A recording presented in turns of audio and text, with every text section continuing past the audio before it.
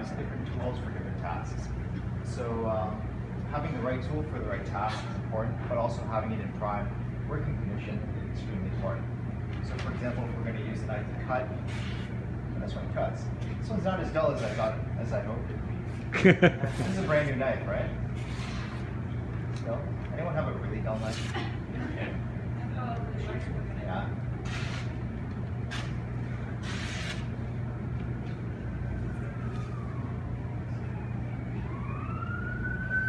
So when we're sharpening knives, we use, is everyone familiar with stones? Sharpening stones, whetstones. So there are different kinds of stones there. Oil stones, water stones. Shouldn't mix the two because water don't mix, but generally water stones, you'll know when you get them, they're water stones. Oil stones, when you get them, you know they're oil stones. Generally, not too many people use oil stones as often anymore. It's just messy. It's not as convenient.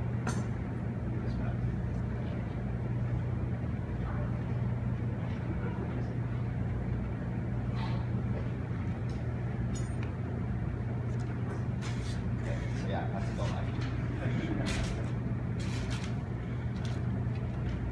Okay.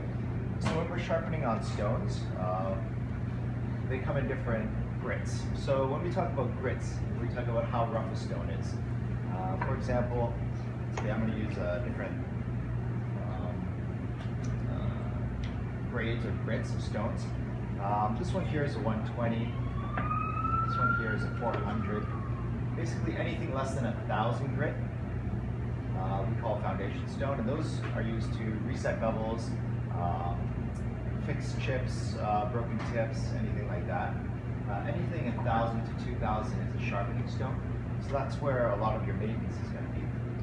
Anything under 1,000, generally I would recommend for people that haven't learned really how to use a stone to start, because yeah, they can make repairs very easily and quickly, but they can also shred your knife very quickly. So if you don't know what you're doing, it's a perfect way to ruin a knife, which I'm in the business of, so I don't mind so much. But yeah, if you don't want to ruin your knife, I wouldn't suggest using anything less than 1,000 if you're not familiar with sharpening. So today I'm just going to go over the real basics of sharpening.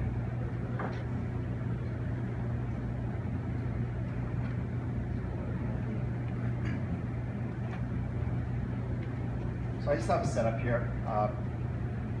I have this because it's convenient. It's clean, it's quick.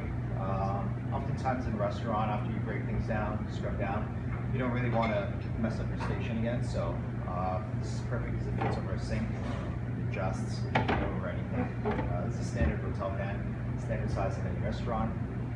This is just a stone holder because when your stones get this thin, it's nice to have a bit of clearance for your knuckles.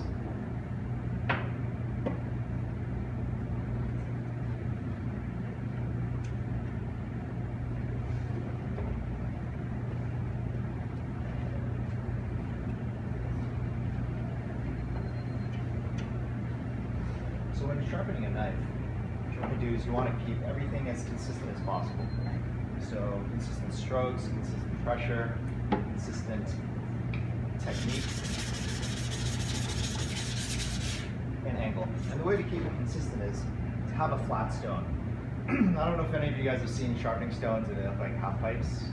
Those are pretty much useless, because to try and keep a constant, consistent angle on something that curves like that is near impossible. Even keeping it consistent on a flat surface is hard enough. So basically you're handicapping yourself if you're sharpening on something that's not flat. So what I do is I use a flattening plate. I believe there's one somewhere here. As long as it's an abrasive that can work away some of the stone.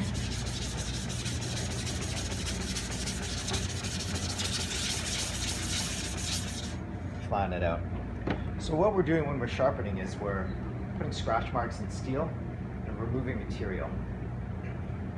So when you're removing the material, what you're doing is that you're removing money from you're basically taking money off of your knife. and decreasing the lifespan of it. So ideally what you want to do is you want to sharpen as little as possible. How you do that is you keep your knife in good working order, you use good technique, you cut on a surface that's not stainless steel or anything hard, and you don't bang it around. And when you're using a knife, always use a honing rod. I don't know, do you have a honing rod? Yeah. So honing rod. Does everyone know how to use a honing rod? No? Okay, I'll do a quick demo. So for honing rods, again, you want to keep it consistent and you want to keep it the same. So for example, this is a Japanese knife. Most Japanese knives are sharpened 70-30, and what I mean by 70-30 is I mean sharpened 7 times on one side, 3 times on the other. And it's always sharpened for a right-handed person. If you're left-handed, then basically it's the other way. So how do you know which side is which? If you're right-handed, hold your knife in your right hand, hold it up like this. The backhand side is your 7, and the knuckle side, or the fingertip side is 3. If you're left-handed, hold it up. Backhand side is 7, and this side, your fingertip side is 3. So that's a very easy, quick way to figure out what's what. So is this if you're right-handed? Yeah. Okay. So when you hone, basically what you're doing is you're realigning the edge, because when you have a sharp knife, everything's perfectly aligned. As you use it, the edge on a microscopic level starts to fray. What you're doing when you're honing is you're realigning that edge. But when this becomes ineffective is when basically you let the edge fray too far. So when you're using the honing rod, you can only come back so far. At that point, then you want to put it on a stone. So how do you use a honing rod? For a Japanese knife, I hold it fairly close to the spine. So the anatomy of the knife: spine, heel, tip, handle. And then this is the edge right here, and then there's a small bevel. What you want to do is for a Japanese knife is hold it close to the spine. Why is that? Because you put your thumb against the honing rod and the heel, it creates a steeper angle than, for example, you're to hold it closer to the edge, put it here, it creates a wider angle. So for Japanese knives, the angle generally sits at around 12 to 14 degrees, so you want to hold it fairly high up. Put your thumb against the honing rod and just pull 1, 2, 3. That's it. Now the other side, your fingertip on there, heel, and pull 1, 2, 3, 4, 5, 6, 7. You don't really have to use much pressure at all. Basically what you're doing is you're realigning it on a microscopic level. So when you see people sit there and going giving it on a honing rod, really it's a great way to take a fingertip off or cut yourself or just wear down. It's not very effective the way you're doing it. You can do it this way, but then you can just keep your elbow locked and all you're doing is a motion like this. Right? So you can do it this way. That's a good way to do it. But I like keeping it down. Keeps it stable, keeps your fingers out of the way. So now I'm going to start sharpening this knife. Because it's so dull, what I'm going to have to do is I'm going to have to reset the bevel. So that's why I'm on a 120 stone. So when sharpening, you're going to want to keep everything consistent. So when I'm doing strokes on this side, remember I said 7 and 3. So I'm going to sharpen this knife 7 times on this side and 3 times on this side. If I find I need to do more, then I'll go 14 times on this side, 6 on this side, or 21 on this side, 9 on this side. So you follow that same progression. So what I'm going to do is I'm going to start with the heel, push up. I'm going to put pressure on the way up and release it on the way down.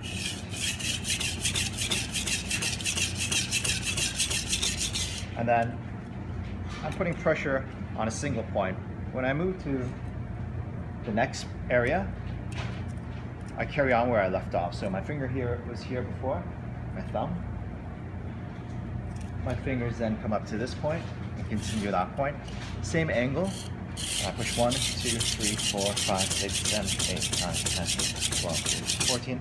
Move up to the next point. 1, 2, 3, 4, 5, 6, 7, 8, 9, 10, 11, 12, 13, 14. 2, 3, 4, 5, 6, 7, 8, 10, 11, 12, 13, 14. 12, 13, 14. All the time I'm counting in my strokes.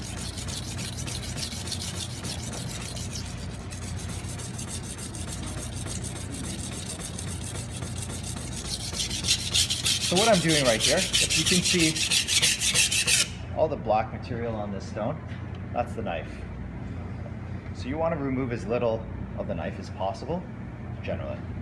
Except when you're, for example, setting the bevel, you want to do it fairly aggressively, because if you were to do it on 1,000, for example, it would take maybe 20 minutes to reset the bevel on it. Here on the 120, it's already reset. So what we're doing right now is we're removing metal on this side, and then we're pushing it onto this side. So right now, this side's developed what's called a burr. So you can imagine on a rough grit, it's pushing the burr far this way. Now that I've established a burr on one side, I'm going to push the burr over onto the other side. When that burr becomes consistent along one edge, I push it onto the other side and it's consistent on the other edge. That means I'm done on this stone. What happens on this stone, I repeat on the next stone and the next stone. And that's what's called going through the progression of stones. As you progress through the stones as well, what's going to happen is that burr that goes from 120 to a 120, and I'm going to go up to a 400, and a 400, and then 1,000, 1,000, and then 3,000, 3,000, and then finishing. Basically, what you're doing is you're creating a smaller and smaller burr. So you're pushing less and less material. So what you're doing is you're going like this. So imagine this is your dull edge. What you're doing, you're pushing it this way, and pushing all that this way, and then you're pushing all this way. And then as you go finer and finer and finer, you're making that edge line up. So once you get on to the, for example, 3,000 stone, you're going to have an edge that's fairly straight. And on a microscopic level, there's going to be very little fray. So now I've done one side, the 7 side. I'm going to flip it over, and on this side, I'm going to do the mirror opposite of what I did on down here. So instead of pushing up, I'm going to pull down. And remember, I did 14 strokes on that side. I'm going to do 6 on this side. So 1, 2, 3, 4, 5, 6. 1, 2, 3, 4, 5, 6. 4, 5, 6. 4, 5, 6. 4, 5, 6. 1, 2, 3, 4, 5, 6. 4, 5, 6.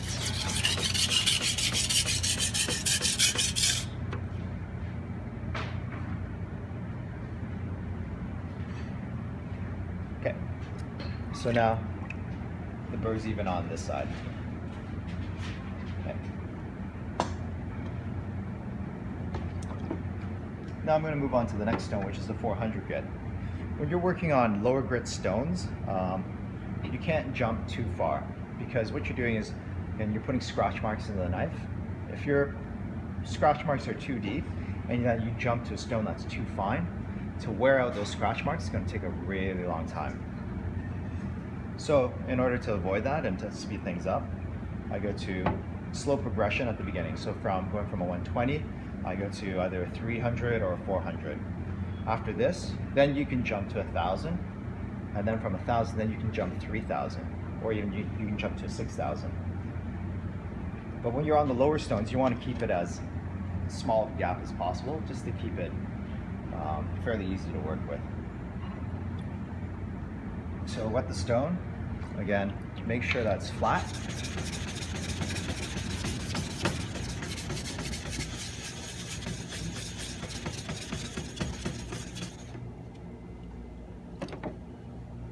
And then, again, I'm going to do the same thing. So the key is consistency. What I'm going to do is I'm going to put 14 strokes on one side, 6 on the other.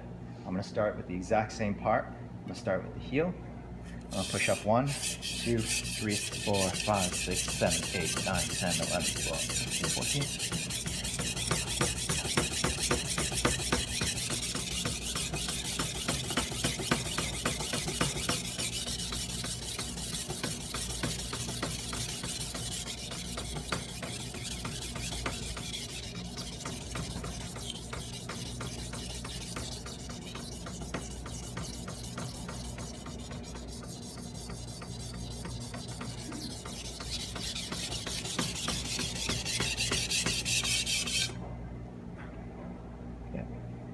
So now that I've created the burr on this side, I'm gonna flip it over and do the same thing on the other side.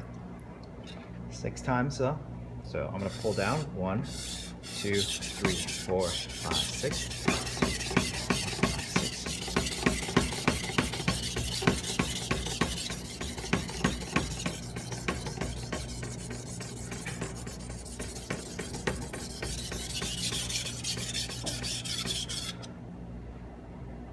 So I'm doing this really fast, putting a lot of pressure on, more pressure than I usually would, just so I can speed things up a bit. So now, it doesn't feel quite even, so I'm going to continue. I'm going to go back 3 times on one side and then 1 time on the other, just to make sure that it's even.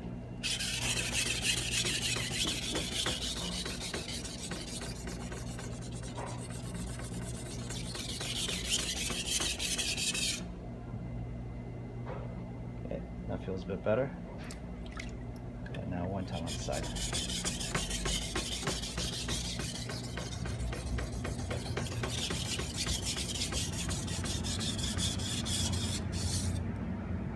Okay. Now there's a consistent burr on that side. So from here, jumping to here to the 1000, what I'm going to do is I'm going to remove any burr, excess burr that's on the blade. So I can start fresh when I go to the new stone.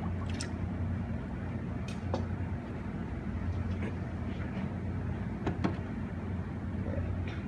So now this is 1000 stone.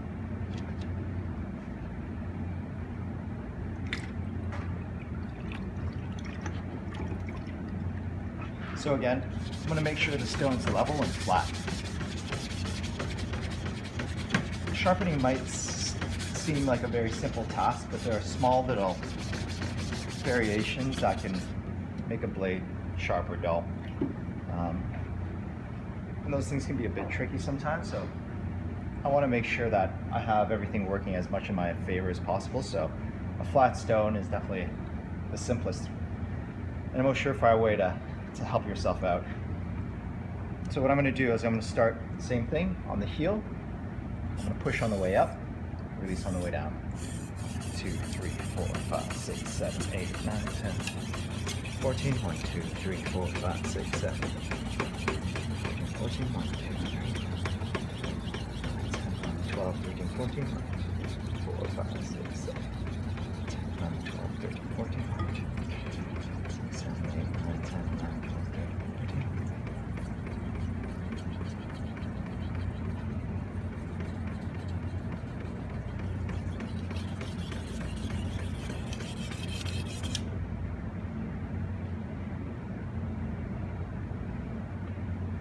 Okay, so there's a burr on that side. Again, I'm going to repeat on the other side. Mirror opposite 6 times.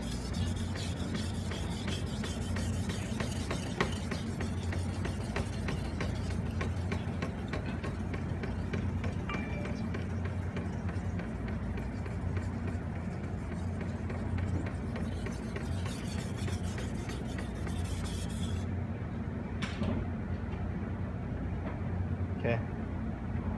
Fairly consistent burr. Take that burr off. So now I'm just going to go to a 3000, which is considered a finishing stone. So anything 3000 to 6000 would be considered finishing stone. Anything above that would be polishing. And some knives will benefit from a high polish, other knives won't. And some knives will actually, depending on how you use it and what you're using it for, it's going to be detrimental for the edge.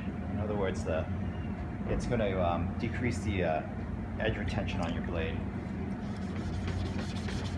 So depending what you're doing, what your task is, you want to take your stone, just because you take it to really high polish doesn't necessarily mean it's going to be sharper. It will be sharper maybe 1 or 2 uses, but then after that it's dull very quickly depending on what you're cutting, how you're cutting, and on what surface you're cutting.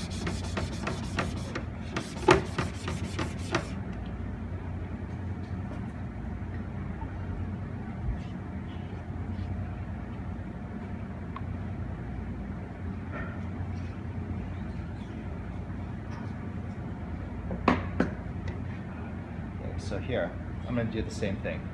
I'm going to repeat the exact same thing that I did on the previous stone. So I'm going to go start on the heel, push up 1, 2, 3, 4, 7, 8, 9, 10, 11, 12, 14, 4, 5, 6, 7, 8, 9, 10, 11, 12, 14, 5, 6, 7, 8, 9, 10, 11, 12, 14, 5, 6, 7.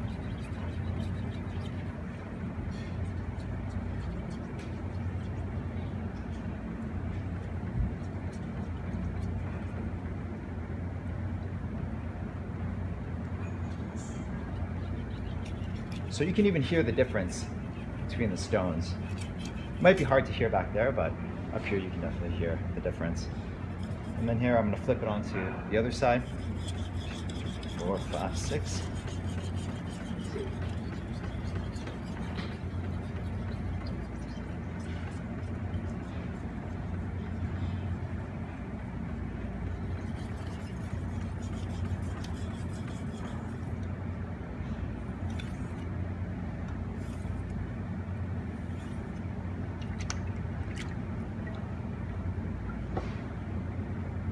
That's basically it.